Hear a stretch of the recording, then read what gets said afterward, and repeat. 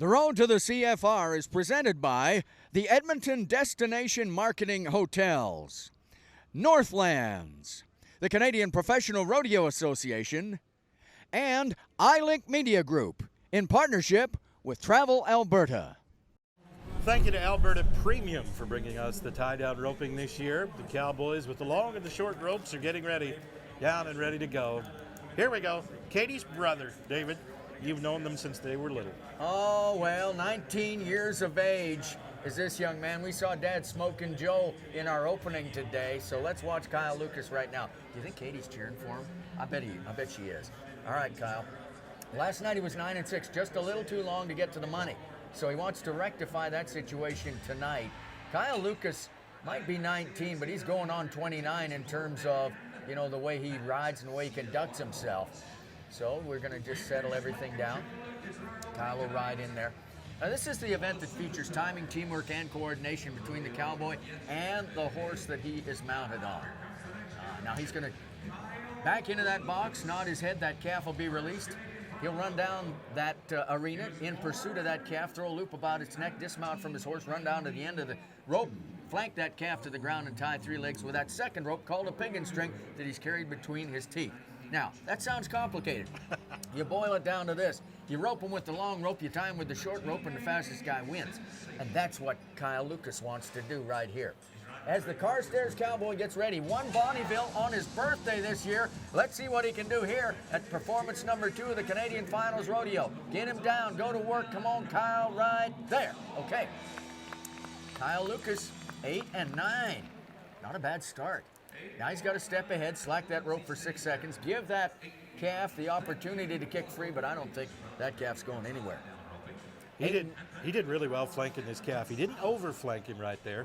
Got a good string on that front leg, made a nice quick tie. Horse worked really good tonight. Stabilizing the calf is what we need from the horses. 8-9 looks good. We'll add it to the 9-6. That'll hold him in the aggregate right now. We've got a Montana Cowboy waiting in the wings. There he is right there. This is Jason Schaefer from Broadus, Montana. Last night, Montana stepped on in here on his good-looking black calf roping horse. 10.1 seconds was his official qualified time. See a lot of great cowboys from the Montana circuit. Every once in a while, they cross the 49th parallel to come on up here and compete. This cowboy has had a great year of Canadian rodeo. He starts this round of rodeo tonight 9th in the Canadian standings. He wins first, $11,467. Second place, $8,527. You got to be quick. Down to the calf now. Now we need to be smooth right here. Stepped on in there, and yes, we have missed the front leg, and I think he might have started a little bit too early to add the insult to injury. We have to step back on the horse and wait for 6 seconds for the run to become official. Now, if it becomes official, the time that we're talking about is 11.9. Let's look at that barrier, yeah. Rode right through it. The calf was a little slow to start tonight. I think we can officially call that 21.9 for Jason Schaefer right there. That's too bad.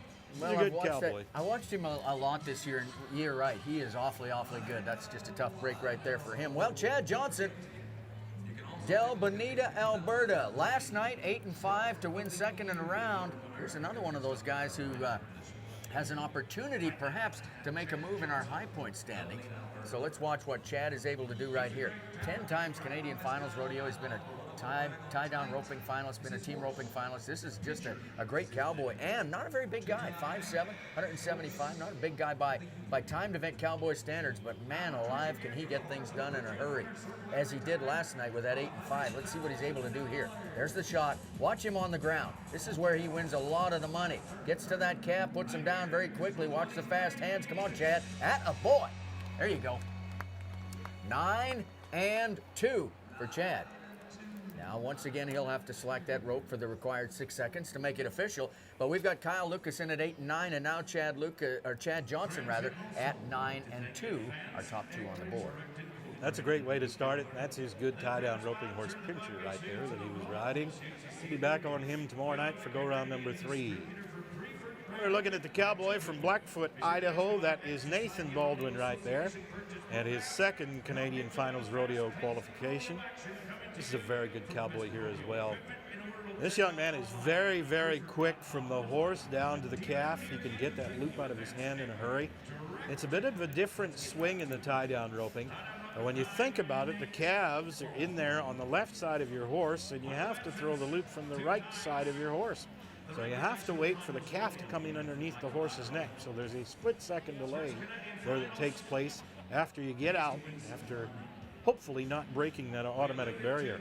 Now, last night's run was 11-9. Nate has a master's degree in management, so we know that this cowboy is very much managing his career tonight. He starts tonight's round of rodeo 8th in the Canadian standings. And he's got the calf that they won the round on last night, that 8-1 of Curtis Cassidy. So let's see if he's able to come right back and do something similar to that, because that's exactly what you want to do. When you get one of those good ones like that, you want to make the most of that opportunity. Nate Baldwin, he doesn't miss too many opportunities. There's a shot right there. Watch him, how quickly he's going to get to this calf. It's on his feet when he gets to him, and that's a good thing. A little bit of a bobble right there might have cost him just a little bit. Hustles back to that horse to start that 6-second time. Might be a little unsure of just how secure that tie is. I think he's going to be okay. 8 and 7. Well, there you go. Goes to the lead, and he knows, and we do too, that he could have been a little bit faster but for a couple of bobbles. But still, 8 and 7, solid. I'm sure he'll take it. We'll add that together with the 11-9 that he had last night. 6 rounds of rodeo, very important, but when we add up that aggregate on Sunday afternoon, that's going to add a little more cream on the top of things. He even missed that front leg, and he's still 8-7. Great job. There's Curtis Cassidy down there right now. Last night he started our road to the CFR last night in 5th place in the Canadian standings. Comes on in here tonight, 1st place, courtesy of his win last night at 8.1 seconds. Now, Kurt rides his own horse, great-looking bald-faced sorrel horse down here that he calls Stick, that's been recognized as the timed event tie-down roping horse of the year. There's a great start. Oh, good Lord. I guess that means he's normal. He's going to go ahead and makes the tie right here. Oh, yeah. Oh, that is so disappointing. There are so many variables in the world of rodeo. Just when you think you got it all figured out, let's see what happens. That foot hung in the loop down there right now. Hung in the stirrup, rather. Stepped on down there. Now, we'll go ahead and do this. Too bad. All right. Well, that's unfortunate right there for a good cowboy, as you say. Not able to build on the momentum of that go-round win last night, but don't count him out of it just yet. He'll be back. You talk about Dean Edge, he had a tough night last night. 14-9 for the 7 times Canadian Finals rodeo qualifier, riding the great horse Sid. So I kind of look to Dean Edge to kind of turn things around here tonight. The Rimby cowboy, 2nd generation. His dad was a great, great roper, and so is the son. All right, Dean, let's see what you can do now right here. Just kind of watching that concentration. And out right here. There's the shot. Okay, now, got to get down to this calf in a hurry. And unfortunately, that calf's on the ground, so you got to right everything, put him back down, and go to work on him. There's the good fast hands. One little bobble right there, and Dean Edge is kind of shaking his head as he's walking back. He knows there was a couple of mistakes there that took him to 10-9. He wanted to be 8-9. And maybe had the calf to do it, but just a couple of things went wrong along the way. So a calf that runs off to the right like this one did can take the timing of the run off. Now that calf's way over there, and it takes a little longer to get that rope tight. Dean had to get this one back up on its feet, reach deep, get underneath this calf. Nice flank, bring him over. A little bobble coming up right there. There we go. Nice job. That's why we talk about the luck of the draw being so important in the timed events. That calf, as you talked about, veered right, and that's never a good thing. Logan Bird, 19 years of age, and there he is right there. Well, I tell you, what a great young cowboy this year. We were so pleased with this young man. He showed us a lot of poise at the Pinoca Rodeo this year. Showed us a lot of poise last night, 9.3. Good enough to split 4th and 5th in last night's opening round of rodeo. Roping at his first Canadian Finals rodeo, and this is very much the family business. His father is a great timed event tie-down calf roper. There he is right down there, just reaching on down there. Looking at our cowboy on outside. Now he'll do this right. Make sure he's in the right position. No missed moves here. Really has to reach deep underneath that calf. That takes a moment or two longer. Hey, took a chance tonight. Only 2 wraps around there. Step back to the horse. 6 seconds begins right now. I think we're going to be all right. Down to the calf. Those big long legs took him down there now. A little bit of a deeper reach underneath that calf. He had to kind of go back there and kind of double clutch a bit. 2 wraps around there. Time will be coming up momentarily. Not bad for a young man who a year ago was roping in a high school circuit. I'll tell you, he is some kind of talent right there. 9-2 for Logan Berg. Well, here's the guy we've talked about.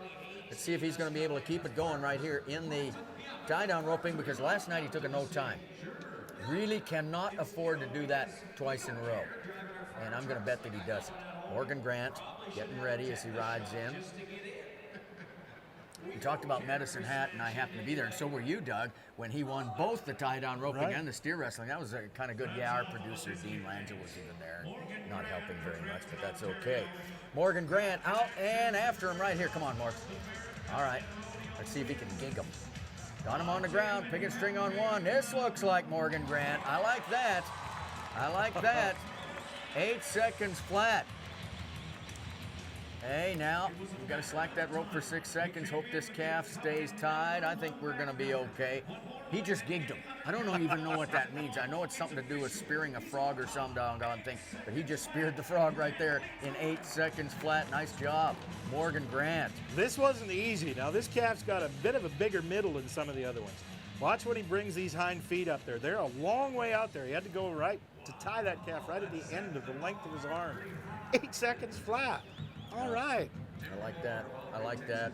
Well, Timber Moore of Aubrey, Texas. Saw cousin Clayton back in the steer wrestling. Timber, our season leader for 2013 in the tie-down roping in Canada. Last night he was 9-8. He's a former Rookie of the Year in Canada back in 2007. Watch Timber right here. He slipped a spot last night in the Canadian standings. Comes on in here second tonight. He was 9-8 in the go-around last night. If he can do that again tonight, that'll hold him solidly in the aggregate, but we need to be 7-9 to take the lead. Now, he's riding Curtis Cassidy's horse down here, and rodeo is a very, very unique sport. When somebody lends you an animal, and you might be able to go ahead and beat them and actually take money out of their pocket. We're waiting for the horse, or rather for the calf to come on up down there.